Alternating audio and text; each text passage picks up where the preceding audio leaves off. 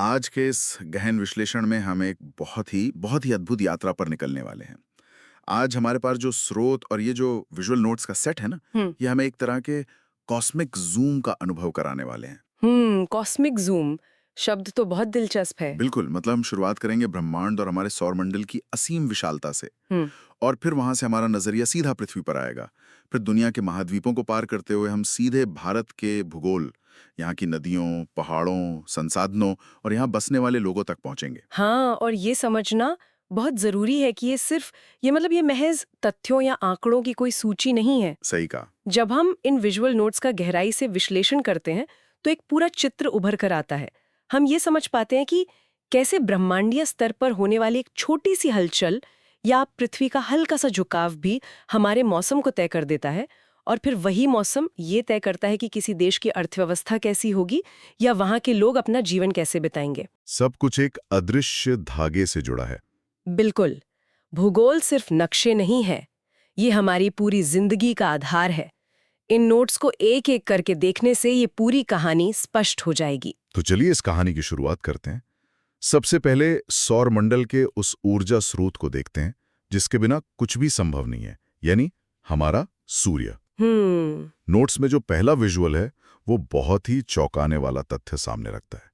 सूर्य, जो इतनी असीमित ऊर्जा का केंद्र है, उसका 71% हिस्सा केवल गैस से बना है, मतलब हाइड्रोजन से।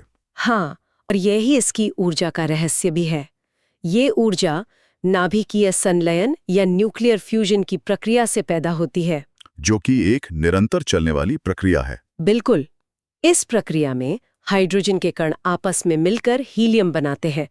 इसीलिए सूर्य में 26.5% हीलियम भी मौजूद है, और ब्रह्मांड के इस भौतिक विज्ञान का सीधा असर हमारे सौरमंडल के बाकी ग्रहों पर पड़ता है। ग्रहों की बात करें तो ये जो शनि ग्रह वाला हिस्सा है नोट्स में, ये मेरा पसंदीदा है। इसका घनत्व या डेंसिटी इतना कम है कि वो पानी में तैर सकता है। हाँ, मतलब सैद्धांतिक रूप से अगर अंतरिक्ष में कोई बहुत बड़ा पानी का महासागर हो तो ये विशाल ग्रह उसमें डूबने के बजाय तैरने लगेगा। ये बहुत अद्भुत है। और इसके चारों ओर जो 7 वलय या रिंग्स हैं, वो इसे खगोलीय दृष्टि से और भी खास बनाते हैं। और वहीं दूसरी ओर बृहस्पति है, जिसे विजुअल्स में मास्टर ऑफ गॉड्स कहा गया है, सबसे बड़ा ग्रह। और इसका उपग्रह गैनीमेड भी आकार में सभी उपग्रहों में सबसे विशाल है। लेकिन अगर हम पृथ्वी के करीब के ग्रहों को देखें, तो शुक्र यानी वीनस की स्थिति बहुत कुछ सोचने पर मजबूर करती है। जिसे पृथ्वी की जुड़वा बहन भी कहा जाता है। बिल्कुल, क्योंकि इसका आकार और गुरुत्वाकर्षण पृथ्वी के काफी करीब है। इसे सांझ का तारा या भोर का तारा भी कहते हैं। लेकिन समानताएं बस यही खत्म हो जाती हैं। शुक्र पूरे सौरमंडल का सबसे गर्म और चमकीला ग्रह है। मतलब एक जैसी शुरुआत के बाद भी दो ग्रह एकदम अलग दिशाओं में विकसित हो सकते हैं। सही कहा। अब अंतरिक्ष की इस विशालता से जरा जूम इन करते हैं और सीधा अपनी पृथ्वी पर आते हैं।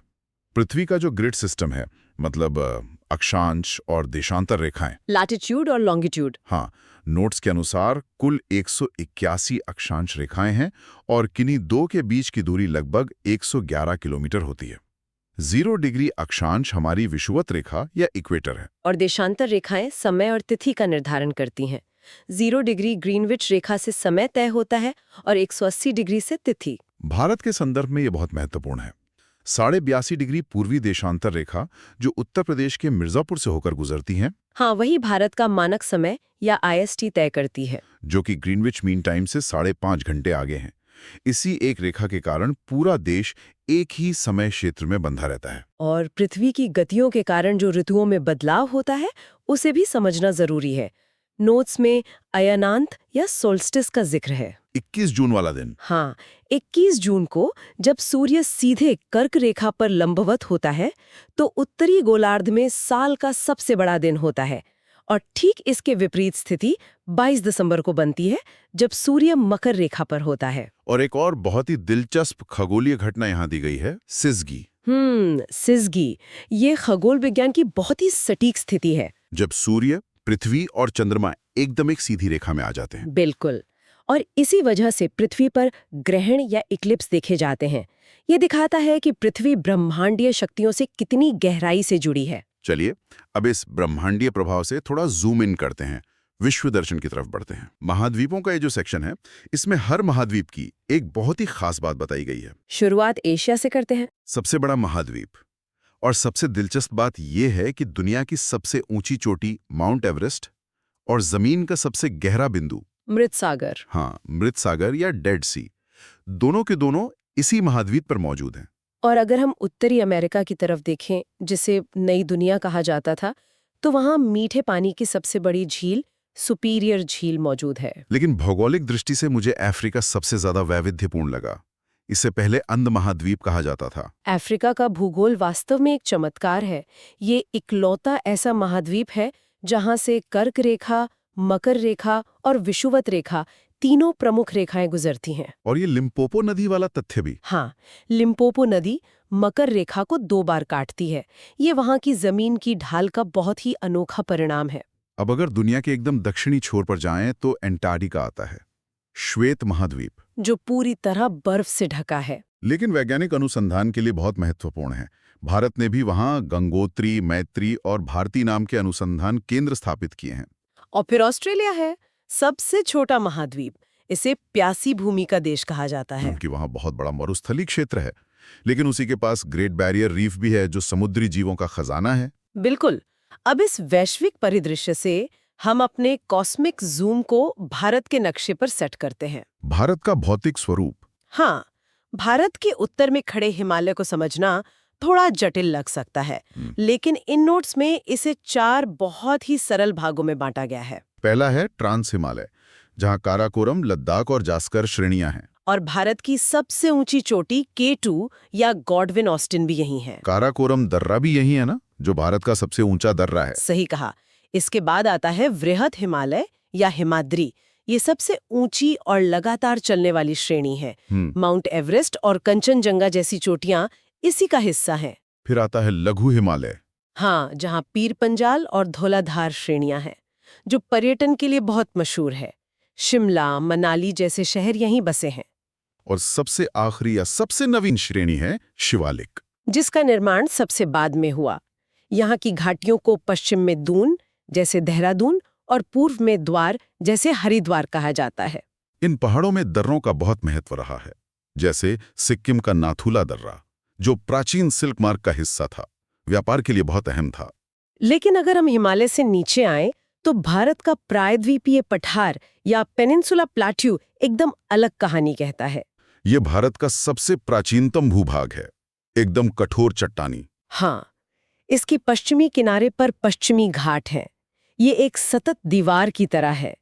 पूरे दक्षिण भारत की सबसे ऊंची चोटी अन्नामुदी, जो 2695 मीटर ऊंची है, वो इसी पश्चिमी घाट में है। और दूसरी तरफ पूर्वी घाट हैं, जो काफी कटे फटे हैं क्योंकि नदियों ने उन्हें काट दिया है।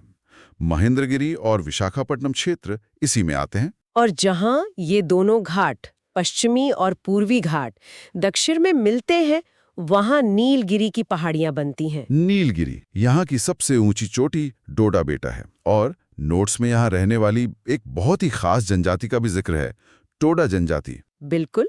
और मुख्य भूमि के अलावा हमारे द्वीप समूह भी हैं।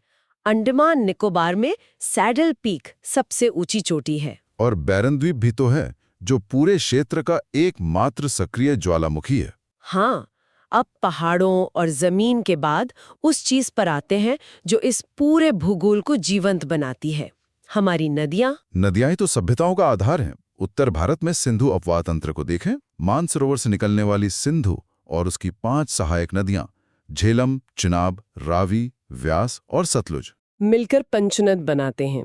और कूटनीति के लिहाज से 1960 का जो सिंधु जल समझौता है, उसके तहत भारत इस जल तंत्र का 20% पानी उपयोग करता है। इसके बाद गंगा तंत्र है, जो भारत की सबसे लंबी नदी है, 2525 किलोमीटर। गंगोत्री से उद्गम होता है, जहां इसे भागीरथी कहते हैं। और फिर देवप्रयाग में भागीरथी और अलकनंदा का संगम होता है, तब जाकर ये गंगा बनती है।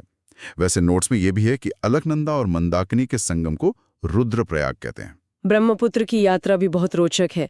तिब्बत में इसे सांगपो कहते हैं, और फिर ये भारत होते हुए बांग्लादेश जाती है, जहां इसे जमुना कहा जाता है। असम में ये विश्व का सबसे बड़ा नदी द्वीप माजुली बनाती है, लेकिन कुछ नदियां शोक भी लाती हैं। जैसे कोसी नदी, जिसे बिहार का शोक कहा जाता है, और दामोदर, जिसे बंगाल का शोक कहते हैं, क्योंकि ये अपना रास्ता बदलने के लिए कुख्यात हैं। दक्षिण भारत की नदियों की प्रकृति थोड़ी अलग है। गोदावरी प्रायद्वीपीय भारत की सबसे लंबी नदी है। इसे वृद्ध गंगा या दक्षिण गंगा भी कहते हैं। और ये नासिक से निकलती है। कृष्णा नदी महाबलेश्वर से निकलती है, जिस पर नागार्जुन सागर बांध है। कावेरी नदी को उसकी पवित्रता के कारण दक्षिण भारत की गंगा कहा जाता है। इस पर शिव समुद्रम जलप्रपात है। पर यहाँ एक अपवाद है। ज्यादातर बड़ी नदियां पूर्व की ओर बहकर डेल्टा बनाती हैं, लेकिन नर्मदा और ताप्ती पश्चिम की ओर बहती हैं। क्योंकि ये भ्रंश घाटी या रिफ्ट वैली से होकर बहती हैं। बिल्कुल। और इसी वजह से ये डेल्टा नहीं, बल्कि ज्वार नदमुख या एस्चुरी बनाती हैं। और एक लूनी नदी है जो समुद्र तक पहुंच ही नहीं पाती, कच्छ के रण में विलुप्त हो जाती है। झीलों में चिल्का सबसे बड़ी खारे पानी की लैगून है और सांबर सर्वाधिक लवणीय है। अब ये सारा पानी आता कहाँ से है? हमारे मानसून तंत्र से। भारत की जलवायु उष्ण मानसूनी है। ज्यादातर बारिश दक्षिण पश्चिम मानसून से होती है और जो लौटता हुआ मानसून है वो तमिलनाडु में बारिश करता है। इसी वर्षा के आधार पर हमारे वन तय होते हैं। जहां 200 सेंटीमीटर से ज्यादा बारिश होती है, वहां सदाबहार वन होते हैं, जैसे रबड़ या महोगनी। और जहां 100 से 200 सेंटीमीटर बारिश होती है, वहां पर्णपाती वन मिलते हैं। भारत में सबसे ज्यादा यही वन है। साल और सागवान इसके उदाहरण हैं। तटीय इलाकों में मैंग्रोव वन है। सुंदरवन का नाम तो सुना ही होगा। इन्हें पृथ्वी के गुर्दे या किडनीज ऑफ द अर्थ कहा जाता है, क्योंकि ये पानी शुद्ध करते हैं। वन रिपोर्ट के हिसाब से क्षेत्रफल में मध्य प्रदेश सबसे आगे है और प्रतिशत के मामले में मिजोरम। और यही जलवायु हमारी कृषि को, जो हमारी अर्थव्यवस्था की रीढ़ है, उसे आकार देती है। खेती मुख्य रूप से 3 मौसमों में बटी है। शीतकाल में रबी की फसल, गेहूं, चना, सरसों। वर्षाकाल में खरीफ की फसल, चावल, ज्वार, बाजरा, कपास। और गर्मी में जायद की फसल, जैसे तरबूज और ककड़ी। 1966-67 की हरित क्रांति ने इसमें बहुत बड़ा बदलाव किया। MS स्वामीनाथन इसके जनक थे, और इसका सबसे ज्यादा असर गेहूं के उत्पादन पर पड़ा। आज चावल में पश्चिम बंगाल आ गया है और गेहूं में उत्तर प्रदेश। और केसर तो सिर्फ जम्मू कश्मीर में ही होता है। कृषि के साथ साथ विकास का दूसरा इंजन हमारे संसाधन और उद्योग हैं। लौह इस्पात की शुरुआत 1907 में टिस्को से हुई। और दूसरी पंचवर्षीय योजना में विदेशी सहयोग से बड़े प्लांट लगे। भिलाई रूस की मदद से, दुर्गापुर ब्रिटेन की मदद से और राउरकेला जर्मनी के सहयोग से बना। इन कारखानों को चलाने के लिए कोयला चाहिए, जिसे ब्लैक गोल्ड कहा जाता है। भारत में बिटुमिनस कोयला ज्यादा मिलता है। झरिया और धनबाद की खदानें बहुत मशहूर हैं। ऊर्जा का बड़ा हिस्सा आज भी इसी ताप विद्युत से आता है, पर हम परमाणु ऊर्जा में भी आगे बढ़े हैं। तारापुर में पहला संयंत्र लगा, कुडनकुलम रूस के सहयोग से बना, और यूरेनियम के लिए जादूगोड़ा की खदानें हैं। एक बहुत ही दिलचस्प बात यह है कि केरल की रेत में थोरियम प्रचुर मात्रा में है। भारत के पास विश्व का सबसे बड़ा थोरियम भंडार है। भविष्य की ऊर्जा। और इस पूरे विकास को गति देता है हमारा परिवहन। 1853 में मुंबई से ठाणे के बीच पहली रेल चली थी। और आज कोंकण रेलवे जैसा इंजीनियरिंग अजूबा हमारे पास है, जो पश्चिमी घाट के दुर्गम पहाड़ों से गुजरता है। सड़कों में NH-44 सबसे लंबा राजमार्ग है। स्वर्णिम चतुर्भुज योजना 4 महानगरों को जोड़ती है। जलमार्गों में गंगा नदी पर NW1 सबसे लंबा है। बंदरगाहों की बात करें तो कांडला एक ज्वारीय बंदरगाह है, विशाखापत्तनम सबसे गहरा है और चेन्नई सबसे पुराना कृत्रिम बंदरगाह है। अब इस लंबी यात्रा के आखिरी पड़ाव पर आते हैं, हमारी जनसंख्या। ये सारी नदियां, उद्योग, खेती, सब कुछ हमारे लोगों के लिए ही तो है। बिल्कुल। 2011 की जनगणना के तथ्य बहुत कुछ बताते हैं। भारत में पहली जनगणना 1872 में मेयो के समय हुई और विधिवत 1881 में रिपिन के समय शुरू हुई। टीइंग नोट्स में 1921 को जनसंख्या का महाविभाजक वर्ष या ग्रेट डिवाइड कहा गया है, क्योंकि इसके बाद जनसंख्या लगातार बढ़ती ही गई। आज हमारा जनसंख्या घनत्व 382 व्यक्ति प्रति वर्ग किलोमीटर है। लेकिन ये समान नहीं है। बिहार में ये 1106, जबकि अरुणाचल प्रदेश में सिर्फ 17। केरल में साक्षरता और लिंगानुपात सबसे ज्यादा है, जबकि हरियाणा में लिंगानुपात सबसे कम है। जनजातियों में भील सबसे बड़ी जनजाति है और गोंड दूसरी बड़ी, और नीलगिरी की टोडा जनजाति का जिक्र तो हम कर ही चुके हैं। तो इस पूरे विश्लेषण के बाद अगर देखा जाए तो एक बहुत ही उत्तेजक विचार जहन में आता है। वो क्या? आज हमने जो भी संसाधन देखे, चाहे वो कोयला हो, नदियां हों या उपजाऊ जमीन, वो प्रकृति के अरबों सालों के काम का नतीजा है। बिल्कुल। विचार करने वाली बात यह है कि जब तकनीकी विकास इतनी तेजी से बढ़ रहा है और जलवायु बदल रही है, तो क्या हमारी ये भौगोलिक विविधता भविष्य में हमारी सबसे बड़ी ढाल बनेगी